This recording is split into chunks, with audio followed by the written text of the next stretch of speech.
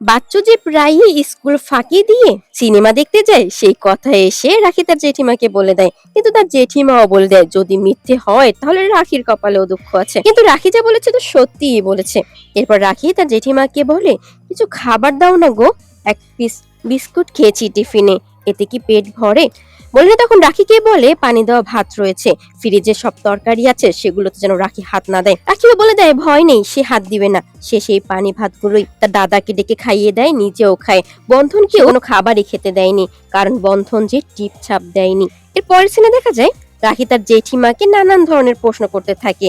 এরপর জিজ্ঞেস করে সে কি গান গাইতে পারে। মলিনা তখন খুব সুন্দর করে গান গাইতে থাকে, গানের ভারী মিষ্টি গলা তার। বন্ধন তার জেঠিমাকে বলে যার গলায় এত সুর তার মন বলে কিছু নেই, তা কি করে হয়। এর পরের সিনে দেখা যায় রাখি তার জেঠুকে নিয়ে যায় দীপাকে দেখার জন্য। তনির মা এখন অনেকটাই সুস্থ, রাখি রক্তের ব্যবস্থা করেছিল বলেই আজ তনির মা সুস্থ হয়েছে। বন্ধনকে কিভাবে রাখি ছাড়িয়ে আনলো সেই কথাগুলো দীপা এবং সব্যসাচী তার জেঠুর কাছ থেকে শুনতে থাকে। দুজনেই রাখিকে কাছে নিয়ে বেশ আদর করতে থাকে। দীপা সব্যসাচীকে বলে দিয়েছে রাখির পাশে যেন সব সময় সে থাকে। এর পরের সিনে দেখা যায় অমরেশ বাড়িতে ফেরার পরে মলিনা অমরেশের সাথে আবারও চেঁচামেচি করতে শুরু করে দেয়।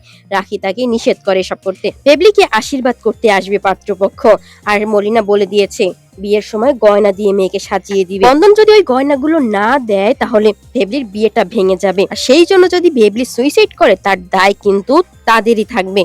মলিনা গাড়িতে করে যেতে যেতে ভাবতে থাকে সে ভবিষ্যতে আর কি কি করবে।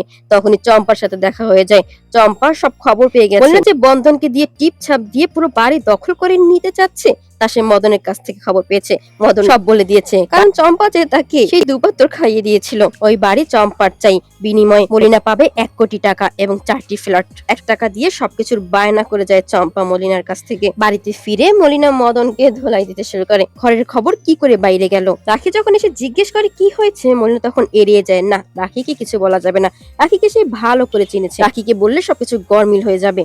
কিন্তু বন্ধন রাস্তায় দেখে এসেছিল মলিনা চম্পার সাথে সম্পত্তি নিয়ে কথা বলছিল। কিন্তু যাই বলুক না কেন মলিনা যা করার তা তো করবেই। রাতের বেলা আবারও সে অমরেশকে গয়নার কথা বলে, গয়না তো দিতেই হবে, বেবলিকে সুন্দর করে রাজকন্যার মতো সাজিয়ে দিতে হবে। কিন্তু বন্ধন সে বলে কিন্তু তার বোনের বেলা সে কি করবে। তখন বলে তার বোনের জন্য তো মলিনা রয়েছে। বন্ধনা তখন উত্তর দেয় দুবেলা ঠিক মতো খেতেই দেয় না, আবার দিবে বিয়েতে গয়না। মলিনা তখন চরম রেগে যায় বন্ধনের উপরে। জেঠিমার শাড়ি ব্লাউজ আনতে গিয়েছিল বন্ধন, জেঠিমা একটি জন্মদিনের অনুষ্ঠানে যাবে। রাস্তায় চম্পা বন্ধনকে আটকায় এবং বন্ধনকে বলে সে যেন টিপছাপ দিয়ে দেয়, এত সম্পত্তি এই ছেলের থাকা উচিত নয়, তার চেয়ে বরং চম্পা তাকে টাকা দিবে, সেই টাকা দিয়ে বোনকে ভালোভাবে মানুষ করুক সে।